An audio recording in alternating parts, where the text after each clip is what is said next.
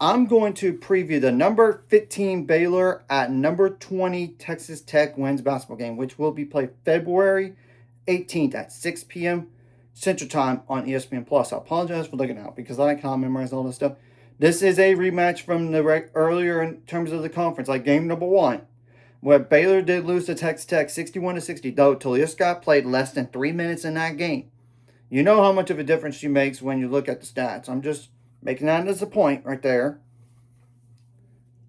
This is obviously huge in terms of the Big 12 standings, NCAA tournament seeding down the line, as well as like the and rankings perspective too. So Baylor's 22-5 overall, 11-3 in the Big 12. Well, Texas Tech is 23-4 overall, 10-4 in the Big 12. And Texas Tech is coming off of a loss to Oklahoma State, 75-65, and I thought that was a trap game when I saw one. Oklahoma State's offense is that good, and it's on the road. That's another reason why I kind of thought that was a dangerous game. And Oklahoma State's not some bad team because they're supposed to be in the NCAA tournament. Now, Baylor did destroy UCF 93-63. And one thing to note about that game, Yu Ting Dong did get hurt for Baylor. Not sure she's going to play in this game. She landed on her lower back, like to be exact, like tailbone, according to Nikki Collins in the post game interview on the Baylor Live Looking on Baylor Athletics YouTube page, aka like the radio part of it. So that's one thing to note. And Yu-Ting did make a shot there, but they called an offensive foul, and then she fell. And she was in a little bit of pain, to say the least. And Nikki Khan did say at the time on the radio, aka the live look-in camera, they were going to send that play to the Big 12 for them to review it. You're allowed to send X amount of plays to the Big 12 for them to review that. And when you look at it, it looked like a block to her. And I thought it looked like a block afterwards when I saw it. So very questionable. It should have been more of an and one, but still, either way, unfortunate about the injury right there. We'll have to wait and see about the injury stats for both of these teams right before this game, obviously. So what are some players to keep an eye on for Texas Tech? Obviously, it's Bailey Maupin's the number one player. Number 20, 5 for 10-inch guard. That's a senior. 15.8 points per game. 35% on threes on 157 attempts. 83.6% on free throws on 128 attempts. 3.8 rebounds per game. 2.9 assists per game. 3.2 turnovers per game. 1.6 steals per game. 2.3 fouls per game. Now, Snow Collins is the next player, and she's like the sixth player off the bench. She's not a starter, but she's really, really good, though. Number 0, 6 foot 1 inch forward. That's a senior. 15.3 points per game. 41.7% on threes, 103 attempts. 78.6% on free throws, 112 attempts. 2.9 rebounds per game. 1.9 turnovers per game. 0.6 steals per game. 0.9 blocks per game. 2.2 fouls per game. There's Jalen Bristow, number 1, 6 foot 2 inch guard. That is a junior, 11 points per game. 28.2% on threes on 117 attempts. 71.2% on free throws on 52 attempts, 6.3 rebounds per game, 2.3 turnovers per game, 1.3 steals per game, 2.1 blocks per game, 2.7 fouls per game. And there's Danae Fritz, number 5, 5 and 11 inch guard. That's a senior, 7.4 points per game, 36.5% on threes on 115 attempts, 77.3% on free throws on 22 attempts, 3.6 rebounds per game, 0.9 turnovers per game, 2.2 steals per game, 0.7 blocks per game, 2.1 fouls per game. There's Jada Malone, number 23, 6 foot 3 inch forward as a senior, 7.2 points per game, 75.7% on free throws on 70 attempts, 3.7 rebounds per game, 1.6 turnovers per game, 0.6 steals per game, and 2.8 fouls per game. And I'll put the outlook on Texas Tech women's basketball in the description below. Anything 0.6 or less, I'm not even mentioning, just to be honest. There's Hema Nunez, number 2, 5 and 7 inch guard. That is a senior, 5.1 points per game, 25.5% on threes on 51 attempts. Now 18 for 30 on free throws, 4.7 rebounds per game, 5 assists per game, 2.2 turnovers per game, 2.2 steals per game, and 1.7 fouls per game. To Sydney Love, number 10, 5 and 8 inch guard as a senior, 5 points per game, 39.5% on threes on 38 attempts, 75.9% on free throws on 29 attempts, 2.3 rebounds per game, 1 turnover per game, 0.9 steals per game, to 1.6 fouls per game. This Sarangbe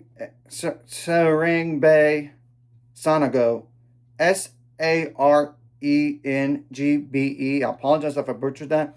Number 11, 6'3" forward. That's a senior, 4.6 points per game. 17 for 34 on free throws, 3.4 rebounds per game, 1.5 turnovers per game, 0.8 steals per game, 1.3 blocks per game, 2.7 fouls per game. And I might as well just mention one more player, and that's Addie Blacklock. Blacklock.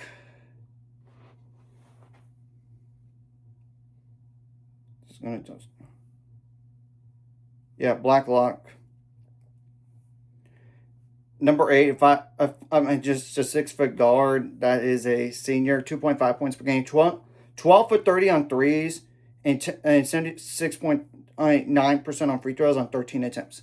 Obviously, whatever you did wrong in that first meeting, you got to correct in this one, especially when this is big in terms of, like I said earlier, the Big 12, the NCAA tournament seeding down the line, because, look, Baylor needs to get some more quality wins to even think about moving up the seed line here for the NCAAs, and maybe a 4 seed still inside. It's just they have to win this game, in my opinion.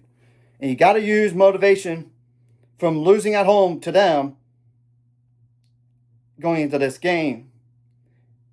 I'm just saying, you got to come out with the sense of urgency. You got to be better in terms of big games when compared to that TCU game. I'm just saying, even West Virginia on the road. So you get the whole point. And I know there might be some questionable officiating like it was in the first meeting. And let's not pretend that was perfect either. But you got to make more plays to win at the very end of the day. Obviously, you want to avoid foul trouble as much as possible while getting them in foul trouble. You got to make adjustments on the fly, both offensively and defensively. And you got to be good in late game situations, both offense and defense. You got to hustle the other team. And it's not like Texas Tech is invincible at home by any means, because they actually lost some Big 12 games at home. Like, for example, they lost to Kansas State at home for the first one, 65-59 on January 17th.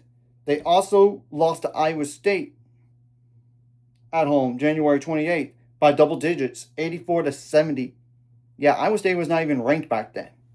Obviously, they did lose to BYU on the road, which they're kind of flirting with the NCAA tournament a little bit. And obviously they lost to Oklahoma State. So you get the whole picture here. And look, if Baylor wants to have any chance to win the Big 12 or like tie for the Big 12 in terms of the title, they have to win this game to keep pace with TCU. Because let's not forget, TCU is 11-3 in the Big 12. And they're not going to lose to Houston. Houston. As much as I like to see it, I just don't see it happen. Because Houston's that bad. I'm just telling the truth right there. Now, in defense, you got to contain the shooters, contain the slashers. Don't let them live at the free throw line. You got to get some defensive rebounds, because sometimes that could make a difference. And limit those second chance points. You got to limit the points on turnovers. Especially if they're like dead ball turnovers, and obviously on the light ball turnovers, you got to limit those as much as you can and get back on defense as much as possible. You got to limit the points in the paint some.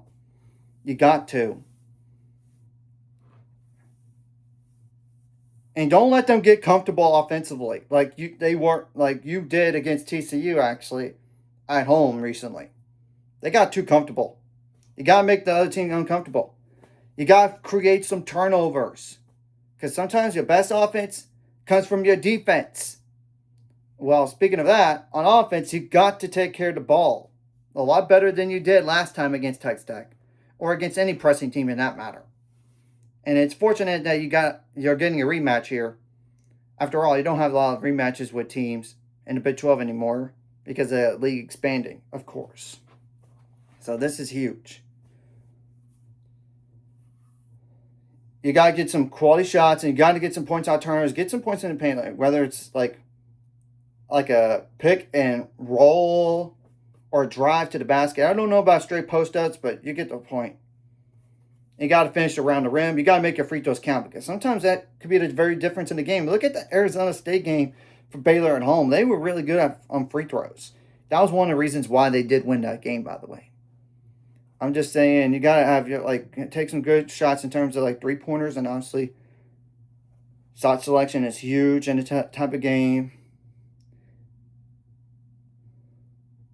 You got to get some offensive rebounds so you get some second chance points, because that could be also a difference in the game as well.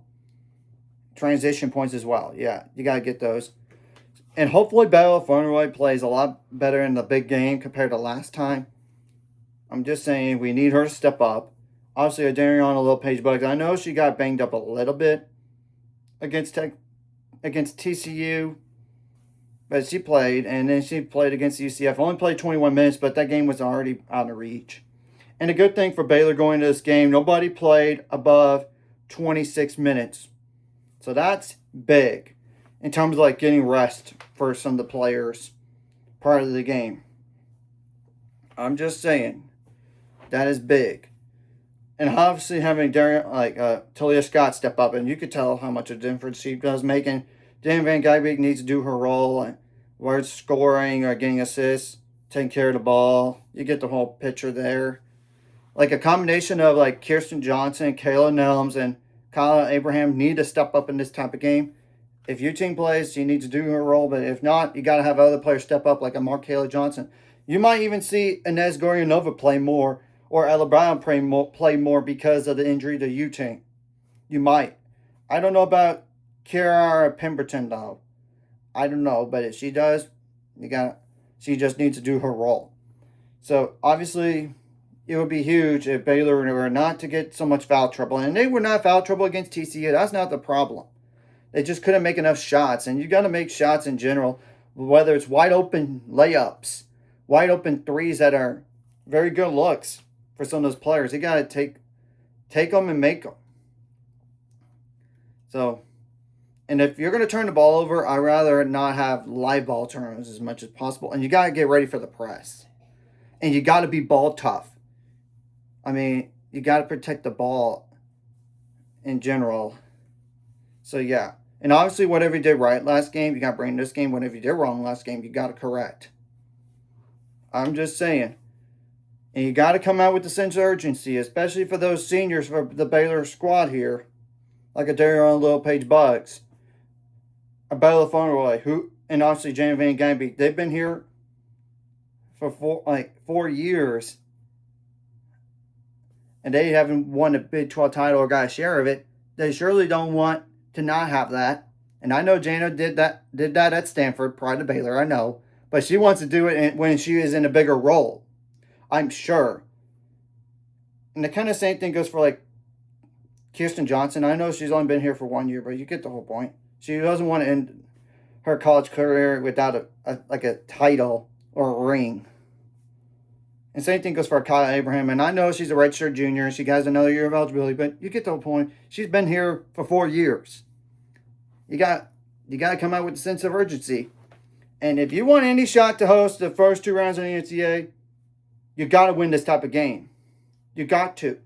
I'm not worried about Arizona at home the following game. Not to look ahead on February 21st. And Arizona's down the best player for the rest of the year. But she has already been missing like 10 straight games. And you should honestly win that game pretty handily.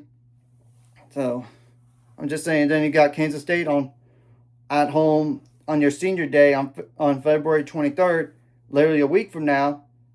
Though, Kansas State's playing better ball now, but it's at home, and you don't want to lose on your senior day. I'm just saying, I think you should still win that game, though. It's more like you got to beat Texas Tech in terms of the Big 12 and in terms of the NCAA tournament seeding down the line. Because if you want to even think about hosting, you got to beat Texas Tech or TCU and definitely get to the Big 12 title game. Or better yet, win both Texas Tech and TCU on the road, and then get to the Big 12 tournament title game. If not, win it. And obviously, winning the Big 12 tournament will really help too. It's just, you get the whole point here. And look. You surely don't want to get swept by them, right?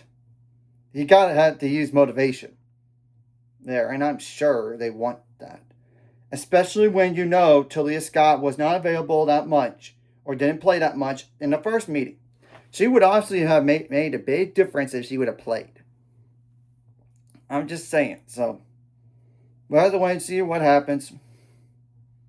And this team has been really good at on the road in terms of the big. I mean, in terms of on the road, I mean they're 7-1. Well, but Texas Tech is really good at home though too. I mean 13-2, same record as Baylor at home.